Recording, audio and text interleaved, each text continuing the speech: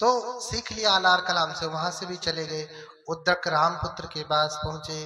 उद्दक रामपुत्र ने जो बचा खुचा था वो भी सिखाया, और ध्यान में संज्ञा वेदित निरोध सिखाया।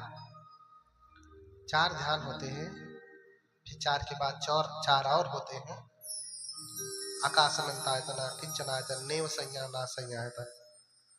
वही जो है आकाश अनंतायतन, विज्ञान अनंतायतन, अकिंचनायतन, और जो 8वां है वो नेव संज्ञा ना संज्ञायतन।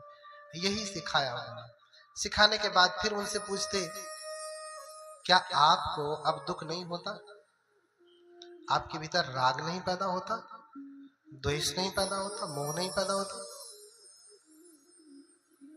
बड़े आश्चर्यचकित होते, हाँ, कि आज तक ऐसा किसी ने प्रश्न नहीं किया। बोले मेरे भी भीतर क्रोध पैदा होता है, राग पैदा होता है। बोले तो इन सारी साधनाओं का क्या लाभ? जब हमारे भीतर क्रोध पैदा ही होता है, आपने देखा होगा कि कोई बहुत बड़ा तपस्वी है, उसकी तपस्या में भंग कर दीजिए, है ना, भंग डाल दीजिए, गुस्सा हो जाएगा और पानी निकालेगा, जहां पर तुझे श्राप देता हूं, आज से तू पत्थर बन जा। अरे बताओ, तुम्हारा योग किसी के विनाश के लिए हुआ, हाँ? और ये उसे श्राप दे करके आदमी क्या कर रहा? अपराध ही तो कर रहा। दंड, किसी को मारना, कष्ट देना तो अपराध ही है ना, पाप ही है। अब चाहे हम लाठी डंडे से मारे, हाथ से मारे, या अपने योग बल से मारे, हम उसे कष्ट तो दे ही रहे हैं। इसलिए ऐसा कोई योगी पूजने योग्य नहीं होता। बुद्ध के पास समस्त रिद्धियां हैं, आगे बताऊंगा, लेकिन कैसी हैं बताऊंगा आपको। फिर कहते, जब आपके भीतर ये सारे विकार पैदा होते हैं तो इन सारी रिद्धियों का क्या लाभ? उनको भी छोड़ करके चले जाते। जब छोड़ करके जाने लगते तो कहते, जाओ, अगर तुम्हें बोधि प्राप्त होगी, तुम्हें ज्ञान प्राप्त होगा, तो मुझे भी आकर के बताना।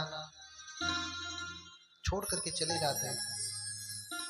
और फिर पंचवर्गीय तपस्वी उनको मिलते, भद्दी, अस्सजी, कौंडिन्य, महानाम, वप्र। ये उनके साथ रहने लगते। ये पांचों उनके गुरु बन जाते हैं। पहले गुरु की तरह से थे, गुरु की तरह से उनको शिक्षा दे रहे हैं कि अच्छा, तूने सारे तप किए, सारी रिद्धियां तो सीख ली, लेकिन तुमने जो है अभी कठोर तप नहीं किया, इसलिए तुम्हें बोधि प्राप्त नहीं हुई। कठोर तप नहीं किया, इसलिए बोधि प्राप्त नहीं हुई। कठोर तप कैसे? आप भी कठोर तप करते हैं ना, 24 घंटा निराजल रह करके, सरपुतिया का जूस पी करके साधना करते हैं ना, ये कठोर तप है। तब तक वही तप था। उन्होंने कहा कि अभी तुमने तप नहीं किया, इसलिए इस संसार को चलाने वाली कोई अदृश्य शक्ति है, वो प्रसन्न नहीं हुई। वही प्रसन्न होगी तो तुम्हें बोधि, तुम्हें ज्ञान प्राप्त हो जाएगा, उसी के आशीर्वाद से होगा, इसलिए उसे ही प्रसन्न करो।